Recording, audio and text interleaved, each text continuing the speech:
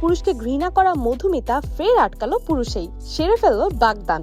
এখন কে তার নতুন সঙ্গী সে বিষয়ে জানবো। মধুমিতা সরকারের বিষয়টা হচ্ছে, তিনি ভালোবেসে অভিনেতা সৌরভ চক্রবর্তীকে বিয়ে করেছিলেন। মধুমিতার বয়স যখন 18 ছিল তখনই ভালোবেসে সৌরভ চক্রবর্তীর সঙ্গে বিয়ে করেছিলেন, তবে সেই সংসার টেকেনি। তো তাদের এই বিচ্ছেদের 5 বছর পর তিনি আবারও প্রেমে পড়েছেন, বাগদানও সেরেছেন। কিন্তু মজার বিষয় হচ্ছে, তার এই বাগদানের অনেকে প্রশ্ন করেছে, তুমি তো পুরুষকে ঘৃণা করতে, তাহলে এখন কেন আবার পুরুষই আটকালা? তো কাহিনী এখানে যেটা হয়েছে সেটা হলো, তিনি কিন্তু হাজবেন্ডের সঙ্গে বিচ্ছেদের পর একের পর এক সোশ্যাল মিডিয়ায় খোলামেলা ছবি দিচ্ছিলেন এবং দেখে মনে হচ্ছিল তিনি বিন্দাস লাইফ লিড করছেন। এবং এরপর তিনি এক ইন্টারভিউতে জানিয়েছিলেন যে তিনি কাজের প্রতি খুব কমিটেড, তার খুব ব্যস্ততা বেড়েছে এবং তিনি বলেন, বিশ্বাস করেন আমি পুরুষদের খুব ঘৃণা করি। তো এই স্টেটমেন্ট নিয়ে তো অনেক সমালোচনা হয়েছিল যে তার পুরুষদের প্রতি এত ক্ষোভ কেন এত বিরক্তি।